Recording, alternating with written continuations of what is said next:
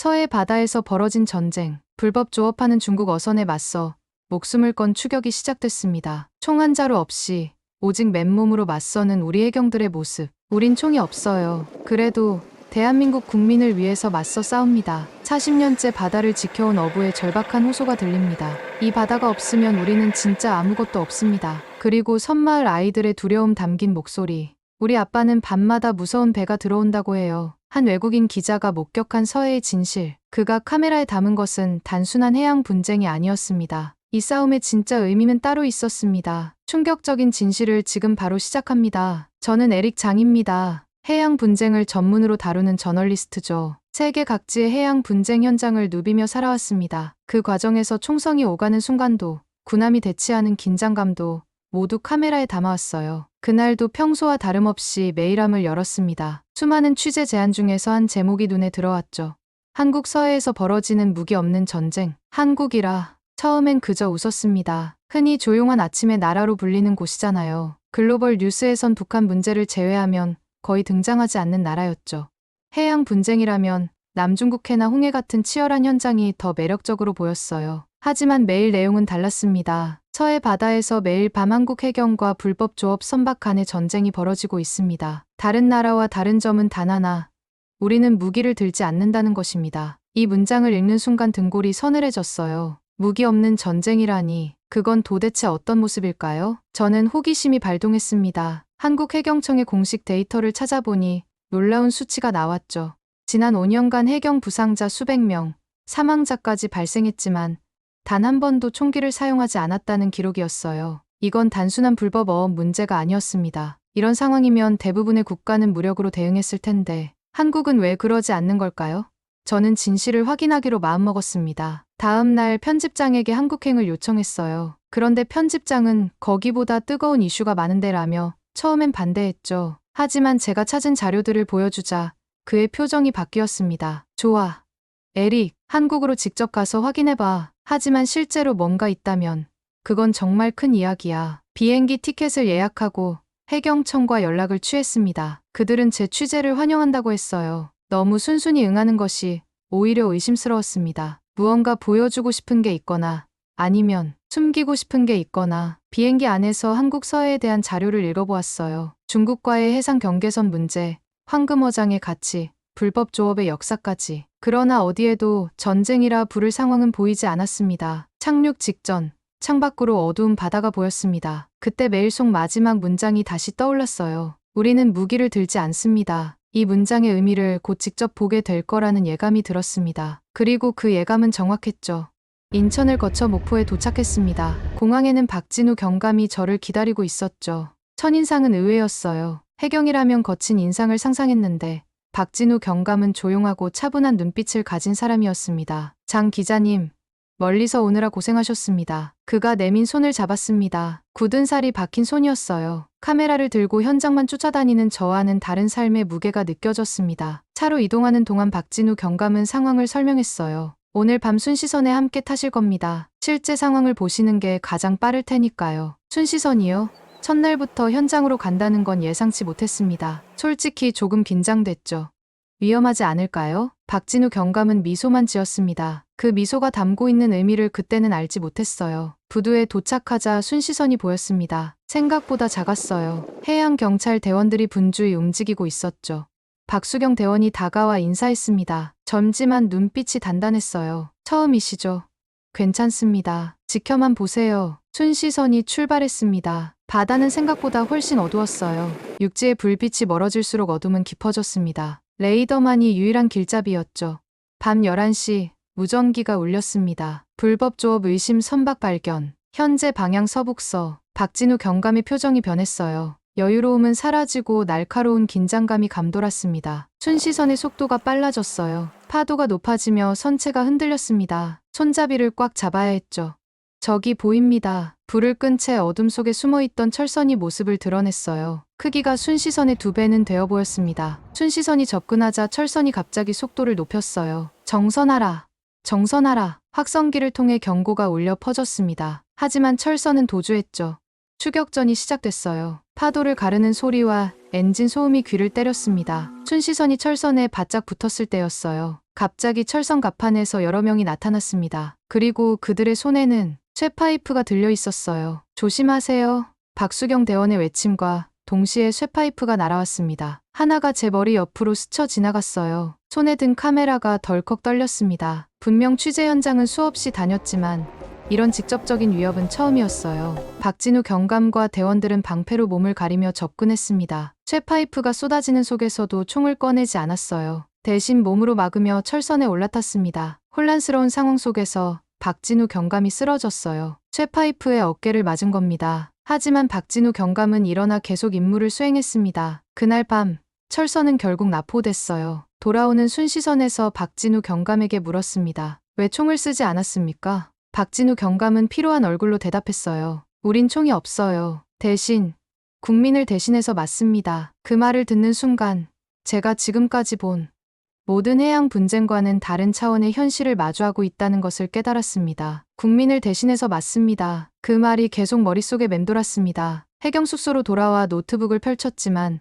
손가락이 키보드 위에서 멈췄어요. 평소처럼 객관적 시선으로 기사를 쓰는 게 불가능하게 느껴졌습니다. 다음 날 아침 병원에 들렀습니다. 어젯밤 다친 박수경 대원을 만나러 갔죠.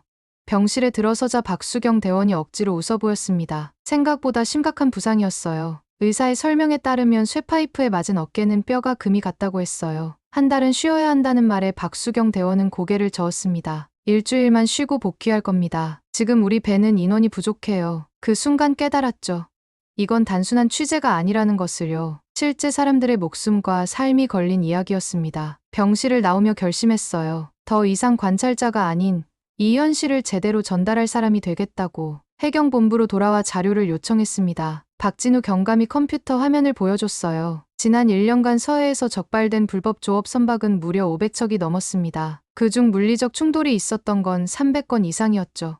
이건 단순한 불법 조업이 아니잖아요. 박진우 경감은 고개를 끄덕였습니다. 조직적입니다. 보세요. 화면에는 50척 가까운 중국 어선이 밀집해 있는 위성 사진이 떠올랐어요. 마치 군대처럼 정렬된 선단이 한국 수역을 침범하고 있었습니다. 어떻게 이런 상황을 내 기사 하나로 바꿀 수 있을까? 속으로 중얼거렸지만 박진우 경감이 들었나 봅니다. 바꾸려고 하지 마세요. 그저 보여주세요. 세상이 모르는 이 현실을. 그날 밤 또다시 순시선에 올랐습니다. 이번엔 카메라만 들지 않았어요. 마음의 준비도 함께 했죠. 바다는 전날보다 더 거칠었습니다. 파도가 순시선을 마구 흔들었어요. 자정이 지났을 때 레이더에 여러 점이 나타났습니다. 불법 어선 3척이 그물을 끌고 있었어요. 순시선이 접근하자 어선들은 뿔뿔이 흩어졌습니다. 저쪽 배를 쫓겠습니다. 박진우 경감의 지시에 순시선이 방향을 틀었어요. 어선은 그물을 버리고 도망쳤지만 우리가 빠르게 따라잡았습니다. 이번에도 어선에서는 쇠파이프가 날아왔어요. 저는 망설임 없이 카메라를 들었습니다. 이 순간을 세상에 보여주기 위해선 정확한 기록이 필요했죠. 해경 대원들이 몸을 던져 어선에 올랐고 치열한 몸싸움 끝에 선원들을 제압했습니다. 고기를 살펴보니 치어가 대부분이었어요. 미래의 자원까지 끌어모으고 있었던 겁니다. 박진우 경감의 얼굴이 어두워졌어요. 이대로 가면 10년 후엔 바다에 아무것도 남지 않을 겁니다. 돌아오는 순시선에서 노트북을 열었습니다. 이번엔 망설임이 없었어요. 기사 제목을 적었습니다. 비무장 전쟁 한국 해경의 숨겨진 싸움. 평소와 다른 글이 써졌습니다. 객관적 사실만이 아닌 이 바다에서 벌어지는 절박한 현실과 그 속에서 싸우는 사람들의 이야기를 담았어요. 내 기사가 세상의 무관심을 깨우는 작은 파도가 되길 바라며 보내기 버튼을 눌렀습니다. 기사를 올린 다음 날 박진우 경감이 저를 찾아왔습니다. 얼굴에 희미한 미소가 어려 있었죠. 장 기자님, 백령초도라는 섬에 가보실래요?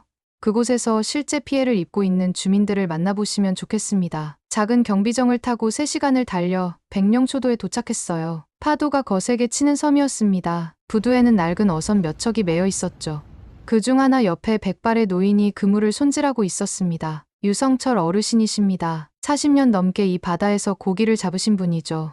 박진우 경감의 소개로 유성철 어르신께 인사드렸습니다. 굳은 살이 박힌 손과 깊게 파인 주름이 세월의 무게를 말해주었어요. 손을 내밀자 유성철 어르신은 잠시 망설이다 악수를 했습니다. 외국 기자분이 여기까지 오셨네요. 어르신의 집으로 초대받았습니다. 바닷가 가까이 자리한 작은 집이었어요. 문을 열자 유 어르신의 아내가 반갑게 맞아주셨죠. 방 안에 들어서자 벽에 걸린 사진이 눈에 들어왔습니다. 해경 제복을 입은 젊은 남자였어요. 우리 아들입니다. 유 어르신의 아내가 말씀하셨습니다. 차를 내오시며 이야기를 이어가셨죠.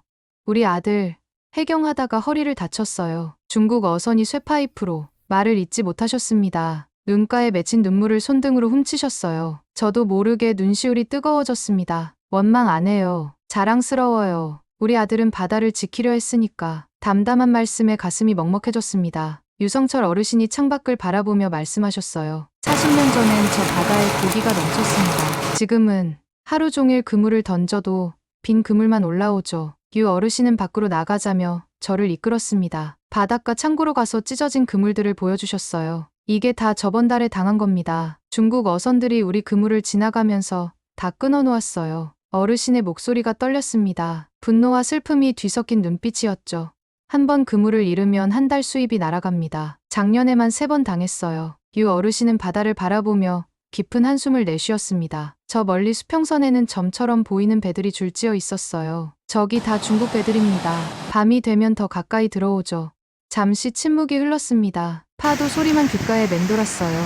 유 어르신이 마지막으로 한 말은 지금도 제 가슴에 깊이 새겨져 있습니다. 이 바다가 없으면 우리는 진짜 아무것도 없습니다. 돌아가는 배에서 바다를 바라보았습니다. 이제 그저 푸른 바다가 아니었어요. 사람들의 삶과 역사, 미래가 담긴 터전이었습니다. 노트북을 열고 2번째 기사를 쓰기 시작했죠.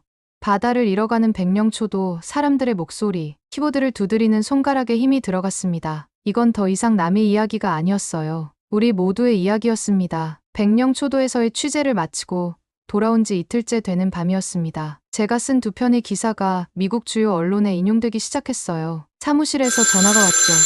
에릭, 좋은 기사야. 계속 취재해. 편집장의 목소리에는 흥분이 묻어 있었습니다. 평소 같았으면 기뻤을 텐데 이상하게 마음이 무거웠어요. 기사로 세상에 알리는 것만으로 충분할까 하는 의문이 들었습니다. 밤 10시 박진우 경감에게서 전화가 왔어요. 지금 큰 상황이 벌어지고 있습니다. 올 수 있으시겠어요? 망설임 없이 달려갔습니다. 항구에 도착하자 긴박한 분위기가 느껴졌어요. 여러 척의 순시선이 출동 준비를 하고 있었죠. 박진우 경감의 표정이 어두웠습니다. 불법 어선 6척이 어구를 끌며 우리 어장을 훑고 있습니다.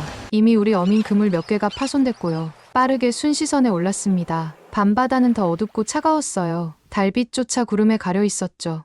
레이더에는 6개의 점이 모여 있었습니다. 저들은 항상 함께 움직입니다. 하나를 잡아도 멈추지 않아요. 박진우 경감의 목소리에는 피로가 묻어났습니다. 매일 밤 같은 상황이 반복되는 거죠. 어느새 우리 순시선은 불법 어선들에 접근해 있었어요. 불을 끈 어선들이 갑자기 불을 켰습니다. 그제야 그 규모가 눈에 들어왔어요. 우리 순시선보다 2배는 큰 철선들이었습니다. 확성기로 정선 명령이 내려졌지만 어선들은 오히려 속도를 높였어요. 순시선이 바짝 붙자 어선 갑판에서 사람들이 나타났죠. 조심하세요. 무기를 들고 있습니다. 누군가의 외침과 함께 쇠파이프와 갈고리가 날아왔습니다. 한 대원이 팔에 맞고 쓰러졌어요. 피가 갑판에 흘렀죠. 저는 카메라를 들어 그 순간을 담았습니다. 손이 떨려 초점이 흔들렸어요. 박진우 경감과 대원들은 방패를 들고 어선으로 뛰어올랐습니다. 그 순간 박진우 경감이 머리에 쇠파이프를 맞고 쓰러졌어요. 제 심장이 멎는 것 같았습니다. 다른 대원들이 재빨리 박진우 경감을 끌어내렸죠. 괜찮습니다. 계속 진행하세요. 이마에서 피를 흘리면서도 박진우 경감은 지시를 내렸어요. 마침내 불법 어선 2척을 제압하는 데 성공했습니다. 하지만 4척은 도주했죠. 돌아오는 순시선에서 부상당한 대원들이 응급처치를 받고 있었어요. 쓰러진 대원 옆에 앉아 그의 손을 잡았습니다. 대원은 희미하게 웃으며 물었어요. 기자님, 이 기사 나가면 뭐가 바뀔까요? 울컥하는 감정을 억누르며 고개를 끄덕였습니다. 바뀔 겁니다. 꼭 바뀌게 하겠습니다. 항구로 돌아오자 대원들은 구급차에 실려갔습니다. 저는 카메라 속 영상을 확인했어요. 어둡고 흔들리는 화면 속에서도 해경들의 필사적인 모습이 선명하게 담겨 있었습니다. 그날 밤 숙소로 돌아와 영상을 편집했어요. 해경대의 비무장 상태와 불법 어선의 폭력성을 날 것 그대로 담았죠. 그리고 제목을 달았습니다. 침묵의 전쟁총 대신 몸으로 싸우는 사람들. 영상을 올리고 창밖을 바라보았습니다. 멀리 바다가 보였어요. 처음 왔을 때는 그저 푸른 수평선이었지만 이제는 달랐습니다. 그 바다에는 사람들의 눈물과 피, 그리고 용기가 담겨 있었어요. 그날 밤 저는 바다의 진짜 얼굴을 처음 보았습니다. 제가 올린 영상은 밤사이 폭발적인 반응을 얻었습니다. 미국 CNN에서도 관련 내용을 보도했죠. 동료 기자들의 축하 메시지가 쏟아졌어요. 하지만 속으로는 이런 관심이 얼마나 지속될지 의문이었습니다. 아침 일찍 병원으로 향했어요. 박진우 경감이 머리에 붕대를 감은 채 병실에 누워 있었습니다. 창백한 얼굴이었지만 저를 보자 미소를 지었죠. 기사 봤습니다. 감사합니다. 박진우 경감의 손을 잡았어요. 손등에 주사 바늘이 꽂혀 있었습니다. 제가 감사해야죠. 진실을 보여주셔서. 병실을 나서는데 박진우 경감이 불렀습니다. 장 기자님, 다시 백령초도에 가보셨으면 합니다. 아이들도 만나보세요. 그날 오후 다시 백령초도로 향했습니다. 이번엔 혼자였어요. 작은 초등학교를 찾았죠. 학생 수는 전교생이 30명도 안 되는 작은 학교였습니다. 교장 선생님의 허락을 받고 아이들과 이야기할 수 있었어요. 여러분은 바다에 대해 어떻게 생각하나요? 다양한 대답이 나왔습니다. 바다는 무서워요. 바다는 우리 아빠가 일하는 곳이에요.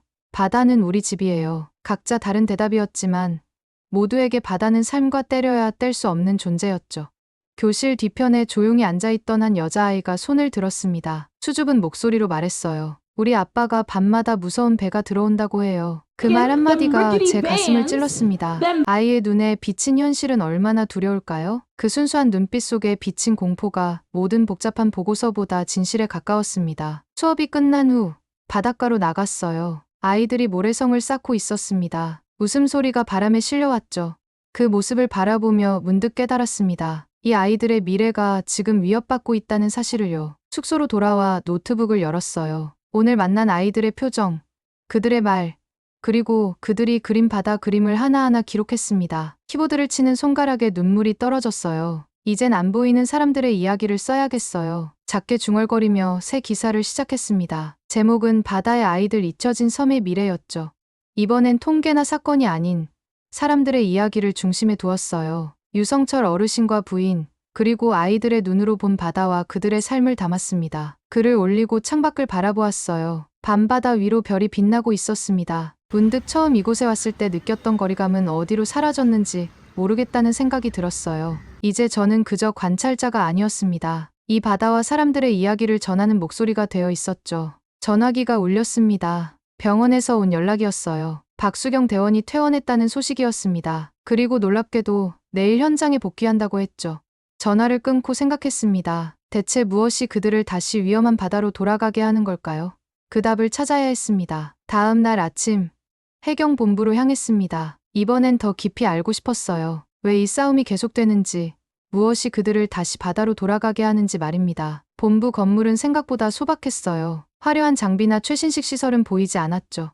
박진우 경감의 자리로 안내받았습니다. 퇴원했다는 소식은 들었지만 이렇게 빨리 복귀할 줄은 몰랐어요. 어제 병원에 계셨잖아요. 박진우 경감은 쓴웃음을 지었습니다. 우리가 쉬면 바다가 더 위험해집니다. 간단한 회의 후 박진우 경감은 저를 특별한 공간으로 데려갔어요. 해경본부의 심장부라 할 수 있는 관제센터였습니다. 대형 스크린에는 서해 전체가 펼쳐져 있었죠. 수십 개의 점들이 바다 위에서 움직이고 있었어요. 저 점들이 모두 선박입니다. 파란색은 우리 어선, 빨간색은 불법 조업 의심 선박이죠. 스크린을 바라보니 빨간 점이 파란 점보다 훨씬 많았습니다. 그것도 한국 수역 깊숙이 들어와 있었어요. 매일 이런가요? 박진우 경감은 고개를 끄덕였습니다. 이건 그나마 낮이라 조용할 때입니다. 밤이 되면 관제 담당 대원이 끼어들었어요. 밤에는 레이더에 잡히지 않게 불을 끄고 들어옵니다. 더 많은 배가 더 깊숙이 들어오죠. 그 말을 증명하듯 관제실 한쪽 벽에는 수십 장의 적발 사진이 붙어 있었습니다. 위장한 선박, 등록번호를 가린 선박, 그리고 쇠파이프로 무장한 선원들의 모습까지요. 저희가 가진 장비와 인력으론 턱없이 부족합니다. 하지만 박진우 경감의 말이 이어졌습니다. 우리가 안 하면 누가 지키겠습니까? 그 순간 저는 2년 전 제가 쓴 기사를 떠올렸어요. 한국의 해양 안보 능력 미비라는 제목의 분석 기사였죠. 당시 제 눈에는 단지 통계와 군사적 역량의 문제로만 보였습니다. 그래서 객관적 시각이라는 명목하에 냉정한 비판을 했었죠.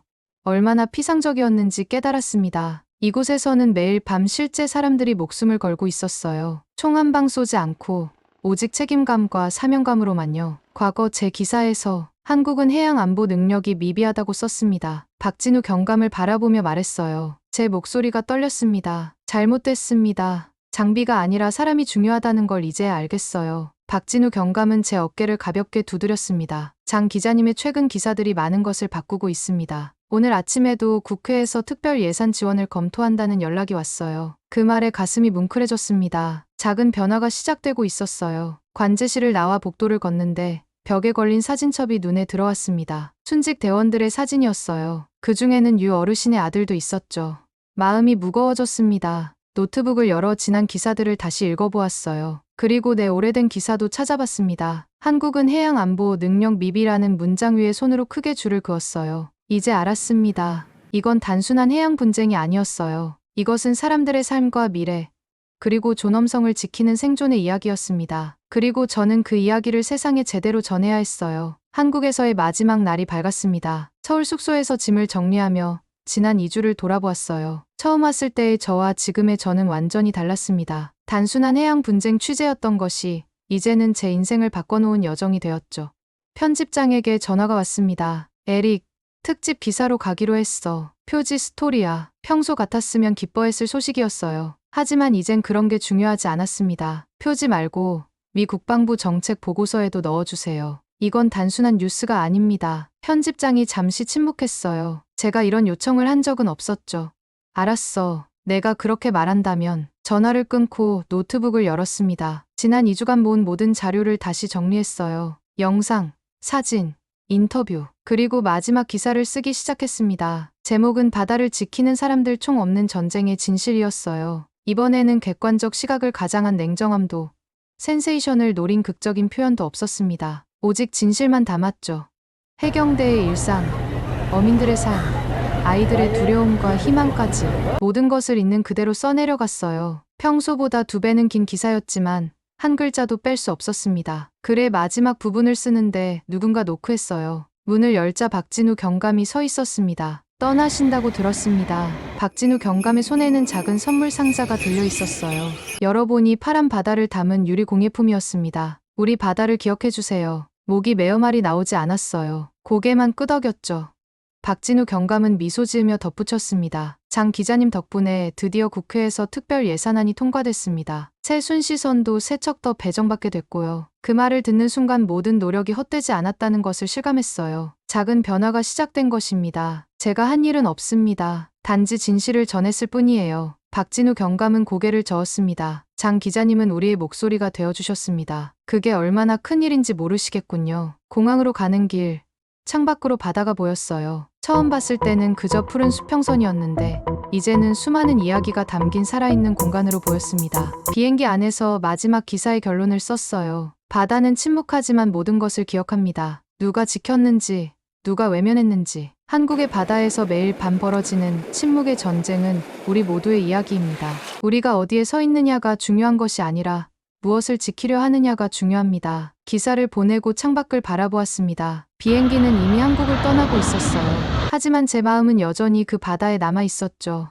도착 후 하루가 지났을 때 박진우 경감에게서 메일이 왔습니다. CNN에서 제 기사를 크게 보도했고 미 국방부에서도 공식 성명을 냈다는 내용이었어요. 그리고 첨부된 사진 한 장. 백령초도 아이들이 모래사장에 쓴 글이었습니다. 고마워요, 에릭 아저씨. 그 순간 깨달았습니다. 저널리스트로서의 제 일은 단지 글을 쓰는 것이 아니라 침묵하는 사람들의 목소리가 되는 것이었어요. 그리고 그날 저는 평생에 가장 중요한 이야기를 썼습니다. 바다는 기억합니다. 그리고 저도 영원히 기억할 것입니다. 총 없이 싸우는 사람들, 바다를 지키는 사람들의 이야기를요.